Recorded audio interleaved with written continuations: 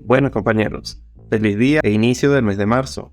Me alegra saber que están aquí hoy porque este mes estadísticamente es el segundo peor para Bitcoin y las criptomonedas y debemos estar muy conscientes de ello. Eso no significa que debemos desalentarnos de ninguna manera y los acompaño en sus dudas porque el mercado está muy difícil.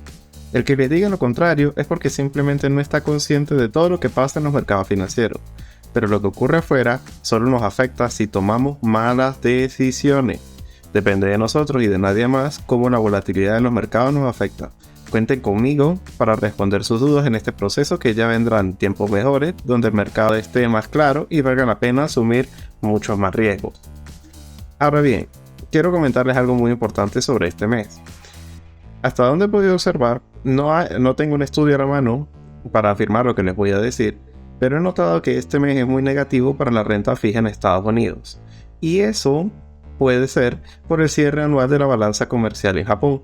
En su relación entre los bonos y el apetito por los activos de riesgo, como es catalogado Bitcoin, es la razón por la que marzo es el segundo peor mes. Recuerden que sin ninguna duda el peor mes es septiembre. Ya estamos bordeando lo que son la rentabilidad del bono a 10 años del 4%.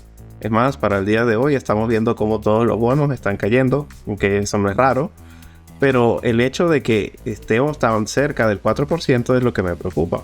Si se llegara a alcanzar la rentabilidad del 4%, nos vamos a dar un batacazo. Como mínimo hasta los $21.500, que es la zona de este retroceso de Fibonacci del 0,618. Pero no podemos dar por sentado ni que los bonos van a alcanzar esa rentabilidad, ni que ese va a ser el escenario más probable, al menos por ahora.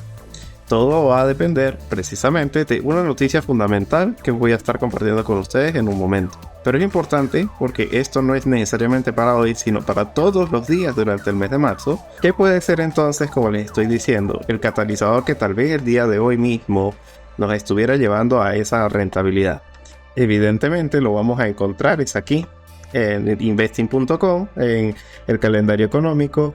Fíjense, el PMI manufacturero del ISM.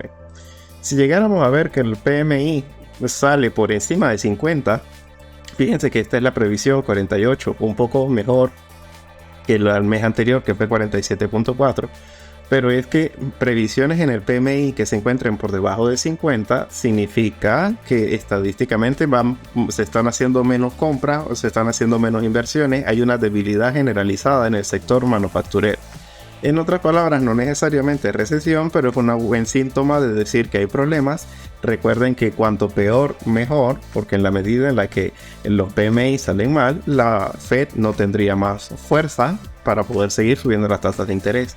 Pero si los PMI llegan a 50, de la mano con ese fuerte dato del empleo que tuvimos en febrero, que reflejaban lo de enero, más de la mano con lo que tuvimos del dato de la inflación, que se ve que no está remitiendo, prácticamente la velocidad en la que está cayendo es como volver a meter la crema dental dentro del tubo. Es muy fácil sacarla, es muy fácil hacer que la inflación suba, pero se está volviendo una tortura volverla a colocar dentro del tubo, volverla a llevar al 2%. Esto vendría siendo la cereza del pastel y esto sería terrorífico. O sea, saliera por encima de 48, va a ser un poco negativo. Pero si simplemente sale por encima de 50, peligro. Peligro porque ¿por qué golpea eso la renta fija en los Estados Unidos? Porque evidentemente si los PMI están saliendo fuertes, alienta a la inversión en renta variable, es decir, compra de SP500, Nasdaq, diferentes activos del sector de producción, porque se ve que están en mejor estado de lo que parece. Entonces migraría capital del que ya de por sí está saliendo, como si estos bonos quemaran en las manos. Saldría gente a vender bonos para comprar bolsa.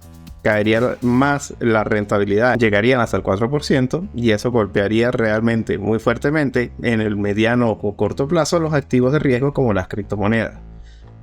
Pendientes con esos PMI. Ahora bien, ¿qué podemos ver a nivel técnico? Absolutamente nada, y lo dije desde hace muchísimo tiempo. Por encima de los 24.000 es que vale la pena tomar las decisiones, porque esto va a tener un movimiento muy alcista por cierre de corto y muy probablemente ya en esta oportunidad, después de 3 toques y ser rechazados en los $25.000, inclusive muy probablemente pudiéramos hablar de que se rompa los 25.000 y sigamos a un siguiente nivel. Pero solamente si se llegara a confirmar la ruptura de los $24.000 por encima. Llegar hasta este punto y tontear, más bien puede ser una muy mala señal, porque estaría desalentando todos los cortos mal entrados de esta zona, y capaz y justamente en ese punto es en donde se termina de dar la vuelta. Es por eso que vale la pena, sabiendo que Bitcoin siempre acompaña los movimientos de los mercados financieros, estar muy pendiente de la renta variable.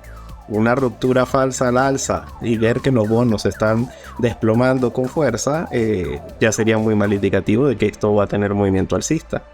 Para que Bitcoin tenga una garantía y un movimiento alcista sostenible, los bonos a 10 años deberían estar aproximadamente en el 3.85.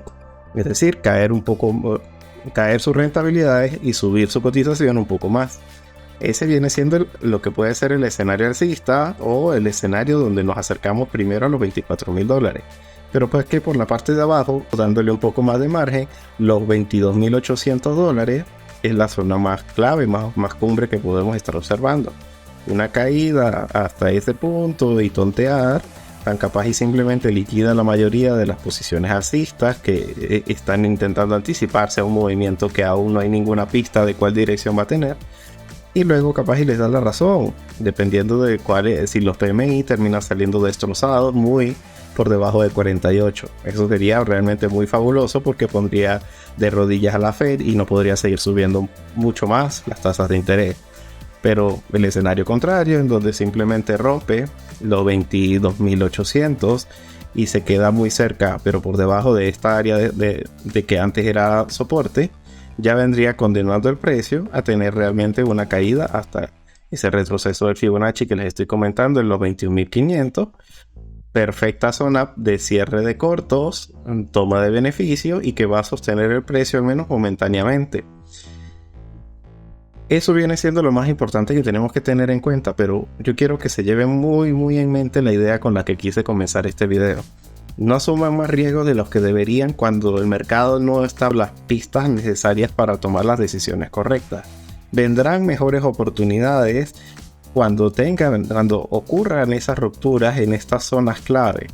Todo lo que ocurre en el medio es ruido e intentar alentar a los ludópatas a que se metan en direcciones en donde lo más probable es que pierdan dinero. Los acompañamientos van a ser muy claros en cierre de cortos o en cierre de largo, en cualquiera de las direcciones que compre.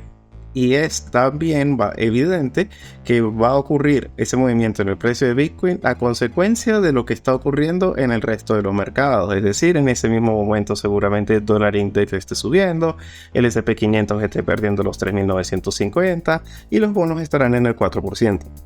En el caso negativo, de lo contrario, todo lo que acabo de decir ocurrirá al revés. El dólar index bajará, el S&P 500 estará rompiendo la zona de los 4.030, que es la resistencia más clave que tiene, y los bonos estarán cotizando ya la rentabilidad 10 años por debajo del 3.85%.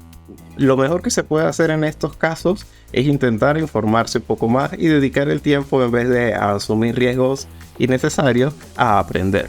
Así que en esta pantalla final yo te invito a que aprendas algunas estrategias de trading que he compartido con mi comunidad desde el comienzo de este canal, en donde todavía siguen siendo bastante vigentes y muy útiles a la hora de hacer trading intradía. Espero que termines de tener una feliz sesión. Hasta luego.